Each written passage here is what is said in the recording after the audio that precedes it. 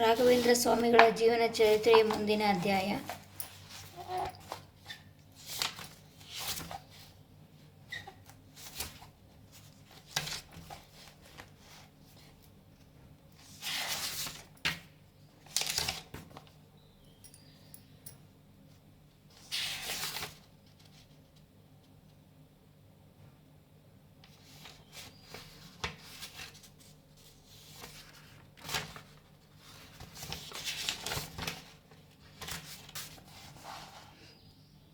ಅನಾಥ ವೆಂಕಣ್ಣ. ಚಾತುರ್ಮಾಸ್ಯ ಮುಗಿಸಿ ಶ್ರೀ ರಾಘವೇಂದ್ರ ಸ್ವಾಮಿಗಳವರು ಸಂಚಾರೇತ್ವನ ರಾಯಚೂರಿನ ಹತ್ತಿರ ಕಂದನಾತಿಗೆ ಬಂದರು. ಬಂಧುಗಳು ಚಿಕ್ಕವನಾದ ವೆಂಕಣ್ಣನನ್ನು ಮೂಲೆಗುಂಪು ಮಾಡಿ ಅವನ ಜಹಗೀರನ್ನೆಲ್ಲ ತಾವೇ ಅನುಭವಿಸುತ್ತಾ ಅವನನ್ನು ಅನಾಥನಾಗಿಸಿ ದನ ಕಾಯಲು ಹಚ್ಚಿದ್ದರು. ಅನಾಥನಾದ ಆ ತೇಜಸ್ವಿ ಬಾಲಕನು ಶ್ರೀಗಳವರನ್ನು ಬೆಂಬಿಡದೆ ಸೇವೆ ಮಾಡಿದನು. ಸಂಕಟ ಬಂದಾಗ ನಮ್ಮನ್ನು ನೆನೆ ಎಂದು ಶ್ರೀಗಳವರು ನಿರಕ್ಷರುಕ್ಷಿಯಾದ ಆತನಿಗೆ ಆಶೀರ್ವಾದ ಮಾಡಿ ಸಂಚಾರ ಮುಂದುವರಿಸಿದರು. ಇದರಂತೆ ಆ ಬಾಲಕನಿಗೆ ಅತಿದೊಡ್ಡ ಆಪತ್ತು ಬಂದು ಒದಗಿತು. ಏನೆಂದರೆ, ಆಗಿನ ಕಾಲದಲ್ಲಿ ಆ ದವಾನಿಯನ್ನು ಸಿದ್ದಿ ಮಸೂದ ಖಾನನೆಂಬವನು ಬಿಜಾಪುರನ ಸುಲ್ತಾನನ ಅಳಿಯನಾಗಿದ್ದ. ಸಾಮಂತ ರಾಜನು ಪಾಲಿಸುತ್ತಿದ್ದನು. ಆತನು ವೆಂಕಣ್ಣನಿರುವ ಕಂದನಾತಿಯ ದಾರಿಯಲ್ಲಿ ಹೋಗುತ್ತಿದ್ದನು. ಆಗ ಒಬ್ಬ ವಾರ್ತಾವಾಹಕನು ಬಂದು ಪತ್ರವನ್ನು ತಂದು ಸುಲ್ತಾನನಿಗೆ ಕೊಟ್ಟನು.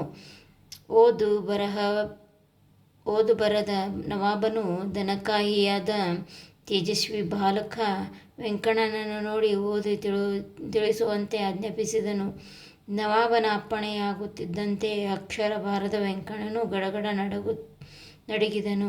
ತಕ್ಷಣ ರಾಘವೇಂದ್ರ ಸ್ವಾಮಿಗಳು ನೆನಪಾಗಲು ಶ್ರೀ ರಾಘವೇಂದ್ರಾಯೇ ನಮಃ ಎಂದು ರಾಯರನ್ನು ಸ್ಮರಿಸಿ ಪ್ರಾರ್ಥಿಸಲು ನಿರಕ್ಷರಿಯಾದ ವೆಂಕಣ್ಣನು ಪತ್ರವನ್ನು ನಿರ್ಘಳವಾಗಿ ಗಡಗಡನೆ ಓದಿದನು.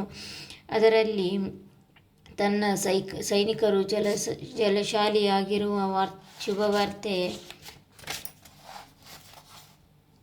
ನವಾಬನಿಗೆ ಅತ್ಯಂತ ಹರ್ಷ ತಂದಿತು. ಪುನಃ ಮತ್ತೊಬ್ಬ ವಾರ್ತಾವಾಹಕನು ಇನ್ನೊಂದು ಪತ್ರವನ್ನು ತಂದು ಸುಲ್ತಾನಿಗೆ ಕೊಟ್ಟನು. ಅದರಲ್ಲಿ ನವಾಬನಿಗೆ ಪುತ್ರ ಸಂತತಿಯಾದ ವಿಚಾರವನ್ನು ಓದಿ ಹೇಳಿ ಮುಂದೆ ಮಾಡಬೇಕಾದ ಕರ್ತವ್ಯದ ಸಲಹೆ ಕೂಡ ಗುರುಗಳ ಕರುಣದಿಂದ ಹೇಳುತ್ತಿದ್ದಂತೆ ಅವನ ಮುತ್ಸದ್ದಿತನಕ್ಕೆ ಮೆಚ್ಚಿ ನವಾಬನು ಆತನನ್ನು ತನ್ನ ದಿವಾನನಾಗಿ ನೇಮಿಸಿಕೊಂಡನು.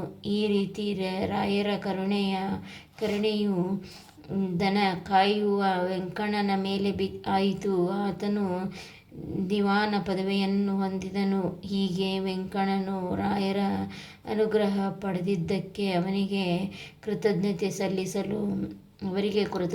ಸಲ್ಲಿಸಲು ಕಾತರನಾಗಿ ಗುರುಗಳು ಬರುವುದನ್ನೇ ಕಾಯುತ್ತಿದ್ದನು. ತರುವಾಯ ಸಂಚಾರೇತ್ವನ ಶ್ರೀ ರಾಘವೇಂದ್ರ ಸ್ವಾಮಿಗಳು ಶ್ರೀಮೂಷ್ಣಕ್ಕೆ ಬಂದರು.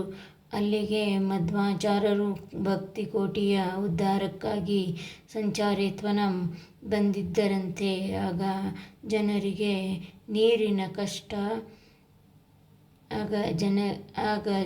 ನೀರಿನ ಕಷ್ಟ ಉಂಟಾಗಿರಲು ತಮ್ಮ ದಂಡಿಂದಲೇ ಒಂದು ಸರೋವರ ನಿರ್ಮಾಣ ಮಾಡಿ ಜನರಿಗೆ ಅನುಗ್ರಹ ಮಾಡಿದ್ದಂತೆ ಈಗಲೂ ಶ್ರೀ ಮಧ್ವಾಚಾರ್ಯರು ಬಂದು ಹೋದ ಕುರುಹಾಗಿ ಶ್ರೀಮೂಷ್ಣದಲ್ಲಿ ಸರೋವರವೂ ಇದೆ.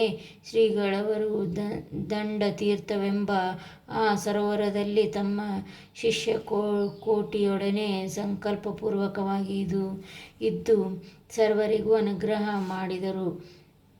ಅಲ್ಲಿಂದ ಕುಂಭಕೋಣಕ್ಕೆ ಬಂದು ಕೆಲಕಾಲವಿದ್ದರು. ಆಗ ಹೆಜ್ಜೆಗೂ ಗುರುಗಳ ನೆನಪು ಬರಲು ಆ ಕುಂಭಕೋಣವನ್ನು ತ್ಯಜಿಸಿ ತಮ್ಮ ಕಾರ್ಯಕ್ಷೇತ್ರವನ್ನು ತುಂಗಭದ್ರಾ ನದಿ ತೀರಕ್ಕೆ ಬದಲಾಯಿಸಲು ನಿಶ್ಚಯಿಸಿದರು.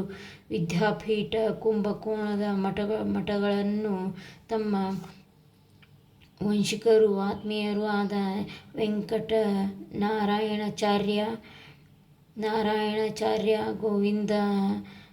ಗೋವಿಂದಾಚಾರ್ಯ ಮುಂತಾದವರಿಗೆ ವಹಿಸಿಕೊಟ್ಟರು. ಶ್ರೀ ರಾಘವೇಂದ್ರ ಸ್ವಾಮಿಗಳವರು ಕುಂಭಕೋಣದಿಂದ ನಿರ್ಗಮಿಸುವರೆಂಬ ವಿಚಾರವನ್ನು ತಿಳಿದ ತಂಜಾಪುರದ ಅರಸನು ಅವರು ಹೋಗದಂತೆ ಮನವೊಲಿಸಲು ಪ್ರಯತ್ನಿಸಿದನು. ಶ್ರೀಗಳವರು ಎಲ್ಲರನ್ನೂ ಸಮಾಧಾನಪಡಿಸಿ ಒಂದು ಸೋಮವಾರದಲ್ಲಿ ಈ ಮಹಾ ಸಂಸ್ಥಾನದೊಡನೆ ಕುಂಭಕೋಣದಿಂದ ದಿಗ್ವಿಜಯ ಯಾತ್ರೆ ಕೈಕೊಂಡರು. ಅಂದು ಅಲ್ಲಿಯ ಜನತೆ ಶ್ರೀಗಳವರಿಗೆ ನೀಡಿದ ಬೀಳ್ಕೊಡುಗೆಗೆ ಶ್ರೀರಾಮನು ಅಯೋಧ್ಯೆಯನ್ನು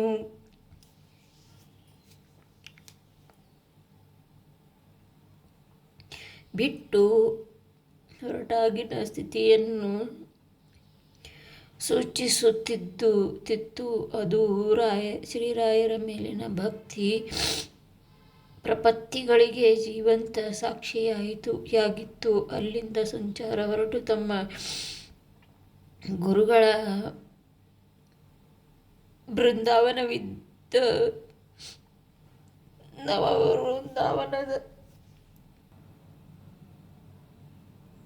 ನವವೃಂದಾವನದ ಕಡೆಗೆ ಬಂದು ಅಲ್ಲಿರುವ ಶ್ರೀ ಪದ್ಮನಾಭತೀರ್ಥರೇ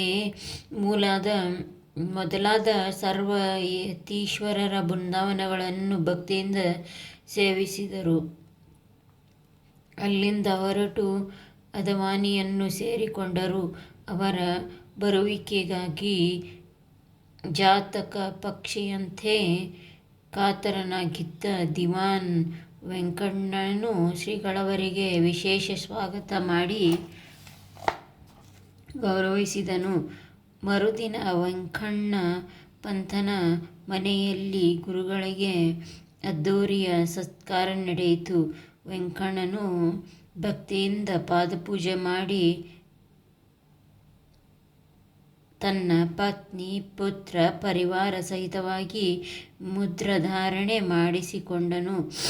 ಆಗ ಅವನ ಭಕ್ತಿ ವಿಶ್ವಾಸ ನಮ್ರತೆಗಳಿಗೆ ಮನಸೋತ ಶ್ರೀಗಳವರು ವೆಂಕಣ್ಣ, ನಿನ್ನಿಂದ ಶ್ರೀಮೂಲ ರಾಮನ ಸೇವೆ ಬಹಳ ಆಗಬೇಕಾಗಿದೆ ಎಂದು ಅಪ್ಪಣೆ ಮಾಡಿದರು.